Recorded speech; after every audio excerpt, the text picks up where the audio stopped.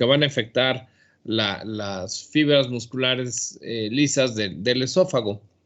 Entonces, bueno, el primero de ellos, bueno, podemos dividir según la porción del esófago que está afectado. Primero en el esófago cervical o superior, que está a nivel de cuello, y ahí está a nivel del esfínter esofágico superior. Puede haber una falla en la secuencia de excitación, es decir, el inicio de la deglución, y esto puede ser por afectaciones de la inervación extrínseca del esófago o una afectación directa del músculo estriado, que es el músculo que nosotros cuando tratamos de deglutir se activa, ¿no? O sea, es un reflejo voluntario que da inicio a la deglución.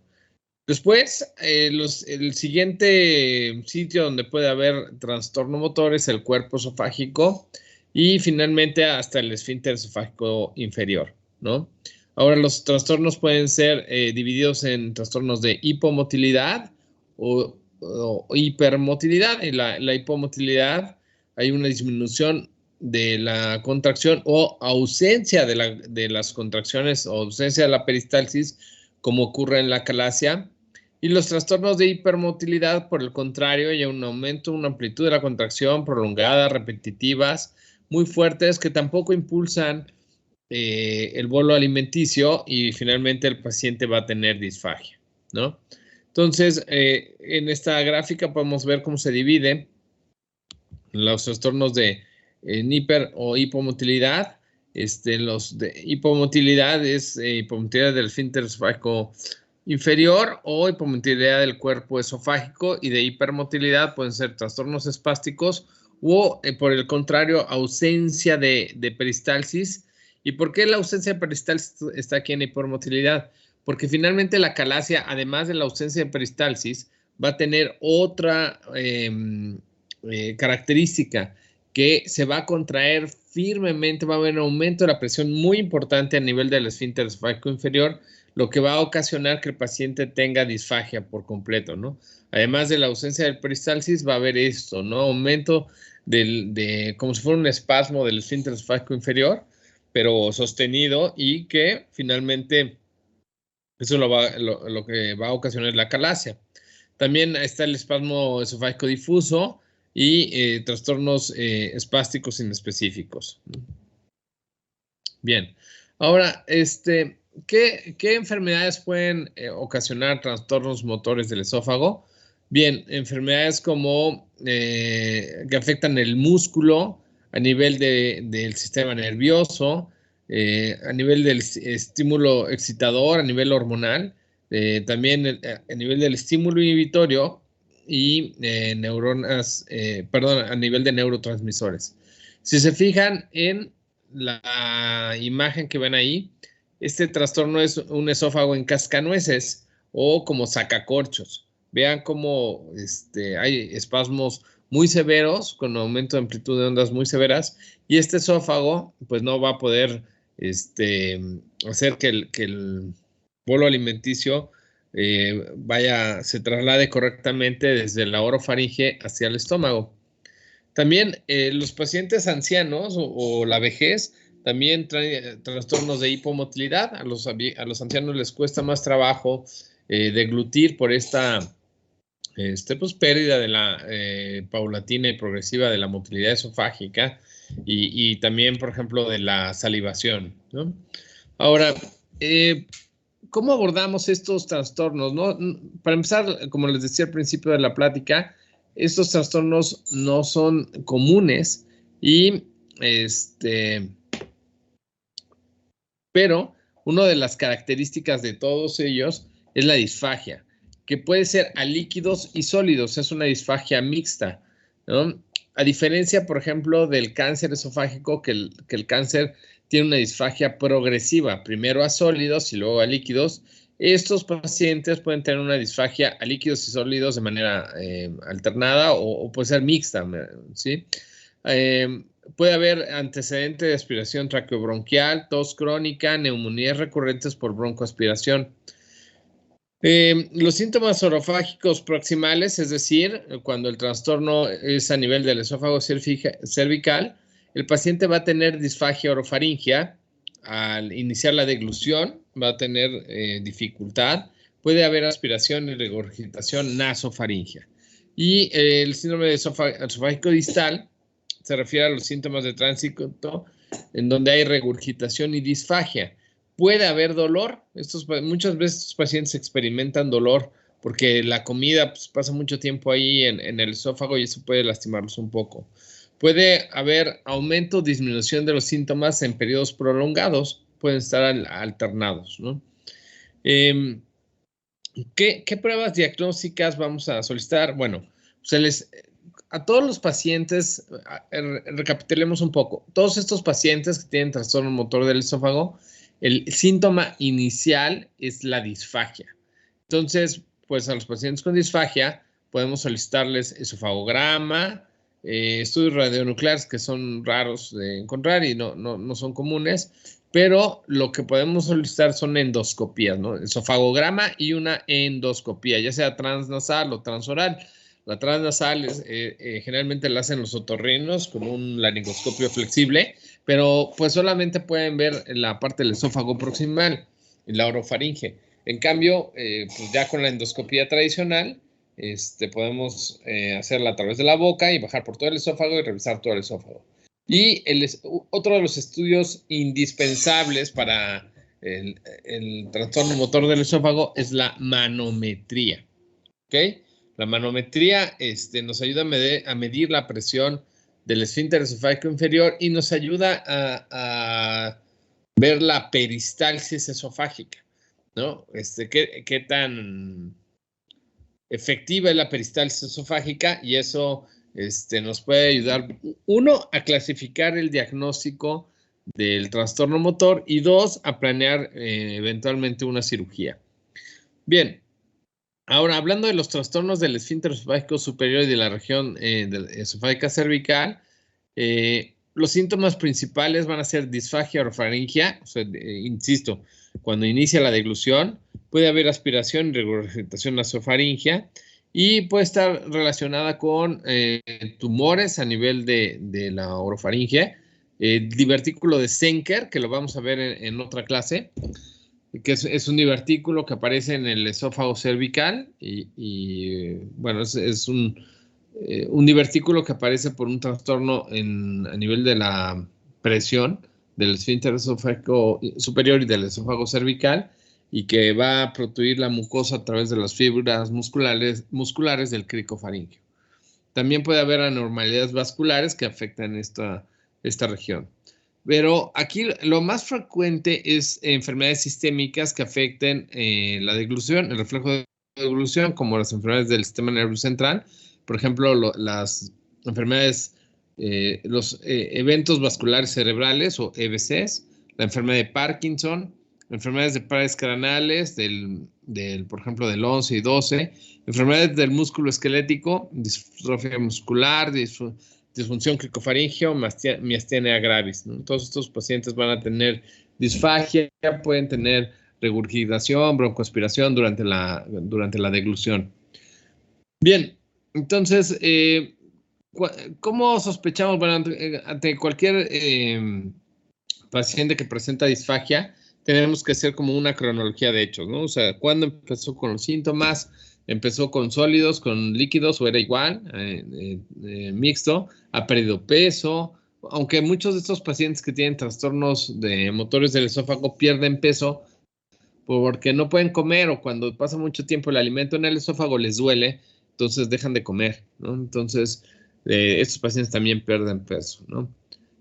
Tenemos que descartar una etiología estructural, como puede ser un cáncer de esófago.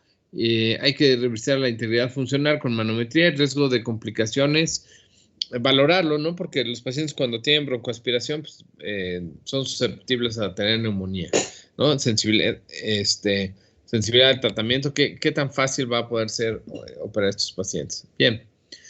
Ahora, de los trastornos motores del esófago, yo les decía que el más común, el más estudiado es la acalasia.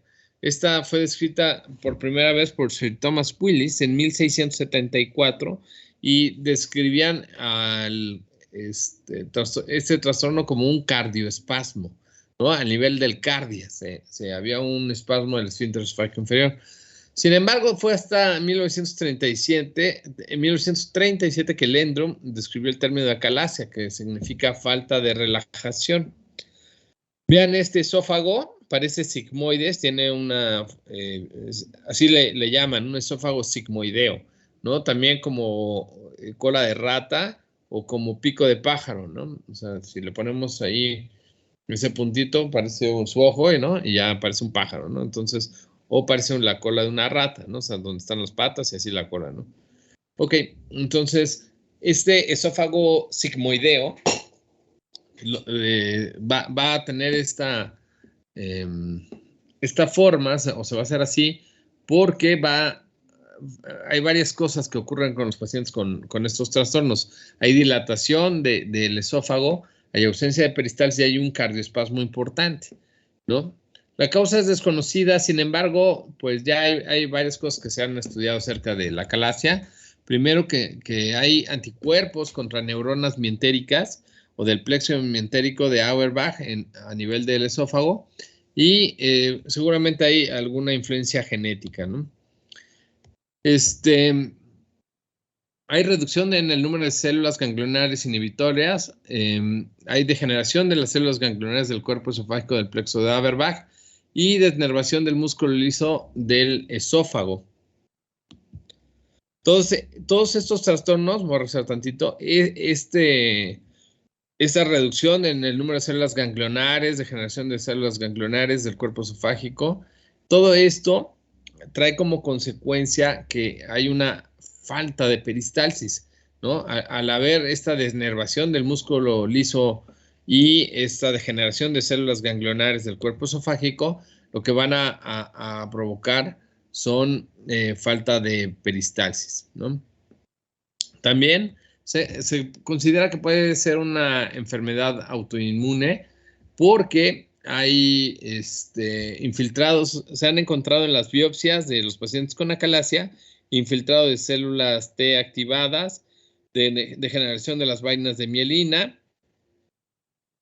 degeneración de los ganglios del núcleo motor dorsal del vago y también hay una disminución del PIB y del óxido nítrico, lo que traduce en una falta de relajación del esfínter esofágico inferior, ¿no? Entonces, dados estos trastornos, entonces hay un aumento importante de la presión del esfínter esofágico inferior y hay una falta de peristalsis y una relajación permanente del esófago, ¿no? O sea, o por lo menos de una parte, ¿no? Del cuerpo esofágico. La incidencia es baja, 1 a 2 por cada 200,000 habitantes, es igual en mujeres que en hombres, y generalmente este padecimiento aparece entre la tercera y quinta década de la vida, o sea, es pacientes jóvenes, no son pacientes de edad avanzada. Como yo les decía, como todos los trastornos motores del esófago, el síntoma cardinal va a ser la disfagia, a sólidos en 100%, a líquidos en 2/3 partes y muchas veces mixta, ¿no? La diferencia de la disfagia en los pacientes con cáncer es que la disfagia en los pacientes con cáncer es progresiva. En cambio, aquí generalmente es mixta o puede ser a líquidos o puede ser solamente sólidos, pero no es progresiva como en el cáncer, ¿no? Los pacientes con cáncer de esófago, bueno, inclusive hay momentos en los que ya no pueden tragar ni su saliva, ¿no? Ahora, también hay pérdida de peso, mejoría con cambios posturales, es decir, si el paciente se levanta a caminar, generalmente por gravedad puede descender la comida hacia el estómago, va a haber dolor torácico de la tercera a la mitad de los pacientes, casi el 50% van a tener dolor torácico postprandial y es retroesternal. Puede haber regurgitación de alimentos no digeridos del 60 hasta el 90%, y va a haber tos nocturna en 30% de los pacientes y complicaciones broncopulmonares en un 10%. Para hacer el diagnóstico, o sea, endoscópicamente se puede sospechar el fagograma, pero para hacer el diagnóstico, confirmarlo, se necesita la manometría, por eso se considera el estándar de oro. Y la manometría nos va a manifestar aperistalsis, es decir, falta de peristalsis más un aumento en la presión del esfínter esofágico inferior. Va a ser un esfínter esofágico inferior hipertenso, mayor de 45 milímetros de mercurio. Lo normal es de 10 a 26. En estos pacientes van a estar arriba de 45 milímetros de mercurio. Bien. De los estudios radiográficos, bueno, el esofagograma siempre nos va a ayudar un poco, radiografías de tórax, a veces, inclusive en la radiografía de tórax podemos encontrar nivel hidroaéreo a nivel de mediastino, y estos pacientes pues pierden peso pues porque pues, no comen bien, ¿no? O sea, pues si lo que comen se queda aquí atorado, como estos pacientes, pues seguramente va a perder peso. En la endoscopía puede haber restos de alimentos, un esófago dilatado y un esfínter esofágico inferior muy estrecho, que es más, cuando uno pasa el endoscopio, el endoscopista nos dice, no, pues es que costó trabajo pasarlo, ¿no? Entonces, esos van a ser los hallazgos endoscópicos. Estos hallazgos pueden sugerir el padecimiento, la calasia, mas sin embargo, el diagnóstico se hace con manometría. Bien. El diagnóstico diferencial lo vamos a hacer con otros trastornos motores del esófago, como puede ser el espasmo difuso del esófago, el esófago en cascanueces, que ya les enseñé algunas imágenes, el esfínter esofágico inferior hipertenso, pero con peristalsis normal, que también hay ese padecimiento. Hay un esfínter esofágico hipertenso como si fuera una calasia con una presión mayor de 45, pero la peristalsis es normal. Y algunos otros trastornos inespecíficos, peristalsis normal, intermitente, ¿no? Etcétera. Entonces, hay que diferenciar con otros trastornos, pero la diferencia con ellos es que la acalasia transcurre con falta de peristalsis más aumento de la presión del esfínter esofágico inferior. Bien, el tratamiento puede ser médico. Yo pensaría que puede ser médico solamente de manera temporal, o en los casos que los pacientes tengan alto riesgo de sufrir alguna, que vayan a tener complicaciones cardíacas o hemodinámicas por una cirugía, ¿no? Pacientes cardiópatas ya de edad muy avanzada, quizás sean los únicos candidatos para tratamiento médico. En lo general, el tratamiento de elección para la acalasia es la esofagomiotomía tipo Heller, que ahorita les voy a explicar. También se pueden utilizar dilataciones neumáticas a nivel del esfínter esofágico inferior. Se pasa un dilatador neumático, se insufla, se trata de romper algunas fibras musculares del esfínter y con eso el paciente pues, puede mejorar su alimentación, pero pues esto va a ser temporal. También se puede aplicar toxina botulínica, pero va a tener a nivel del esfínter esofágico inferior, va a ocasionar una relajación y con eso el paciente va a poder comer, pero esto es temporal, le va a durar unos 6 meses a lo mucho, ¿no? Y los medicamentos que se pueden utilizar para relajar un poquito el esfínter esofágico inferior, el lisosorbide, la imipramina y la nifedipina. Pero, como les dije al principio de la plática, la cirugía, la cardiomiotomía tipo Heller, es el tratamiento de elección. Les voy a explicar. En esta figura se ve el esófago, en esta parte, y el estómago acá, ¿no? Entonces, aquí es el cardias o la unión del esfínter esofágico inferior. Lo que se hace es un corte de las fibras. Acuérdense que el esófago no tiene serosa, solamente tiene una capa muy delgadita que se llama adventicia, pero el esófago no tiene serosa. Entonces, el esófago tiene unas fibras musculares longitudinales y unas fibras musculares circulares, que esto le va a ayudar al proceso de peristalsis, ¿no?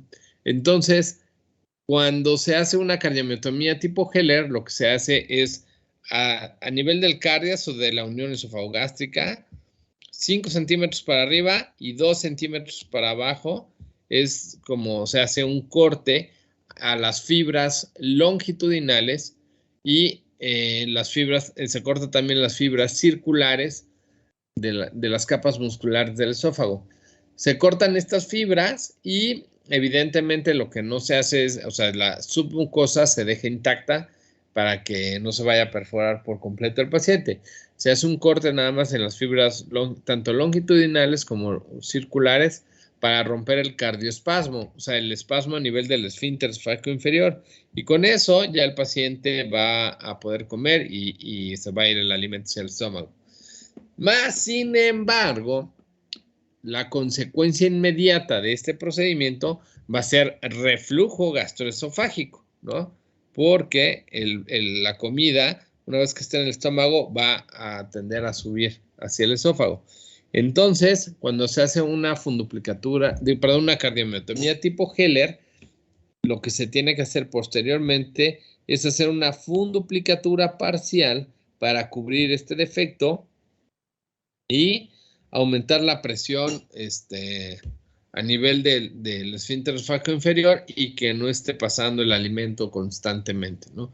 Se hace esta funduplicatura parcial que puede ser de 240 a 270 grados para que el paciente no se debe hacer total porque entonces el paciente quedaría con disfagia, pero sí se debe hacer una funduplicatura parcial para ayudar al paciente a que mejore o sea, que disminuya el reflujo, el cual va a quedar inevitablemente después de hacer este tipo de cirugía. Bien, eso sería todo. No sé si tengan alguna duda.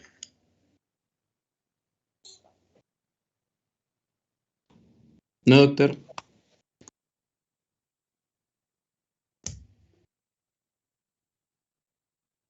Bueno, pues si no hay dudas, entonces nos veríamos mañana. Mañana pueden conectarse a esta hora, a las 7. Sí, doctor. Entonces mañana nos vemos a las 7, por favor. Vamos a ver enfermedad por reflujo gastroesofágico, por si quieren leer algo. Sí, doctor, gracias. Pues gracias a ustedes. Déjenme Gracias, pasarles doctor. lista. Un segundito.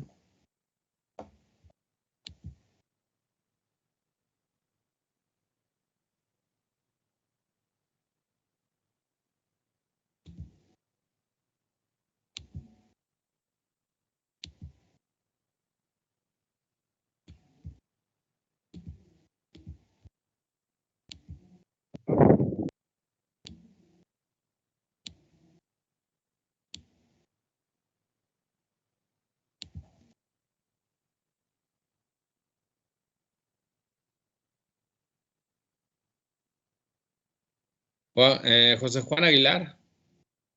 Presente, doctor. Jesús Catalina.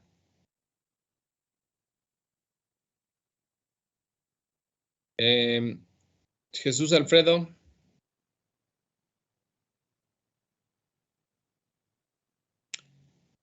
Jesús Alfredo Aquino. Daniel Antonio. Presente, doc. Aldair. Daniel de Alba. Presente. Idam Enríquez. Presente, doctor. Mariana Escobar. Presente, doctor. Frida García. Presente, doctor. Donaldo Jarquín. Presente, doctor. Cora Lamas.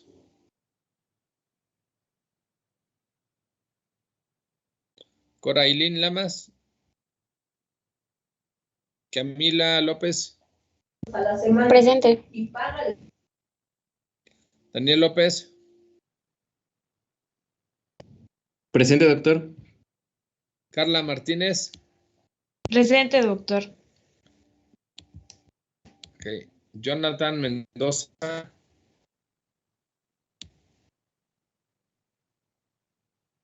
Mónica Moreno. Presente, doctor. Alberto Muñoz. Presente, doctor. Oscar Paz. Presente, doctor. Diana Ramírez. Presente. Erika Sánchez. Presente, doctor. Leslie Santiago. Presente. Carlos Santiago. Presente. Rosa Vázquez.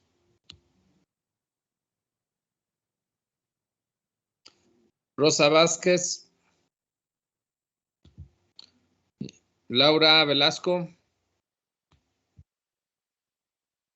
Laura Velasco.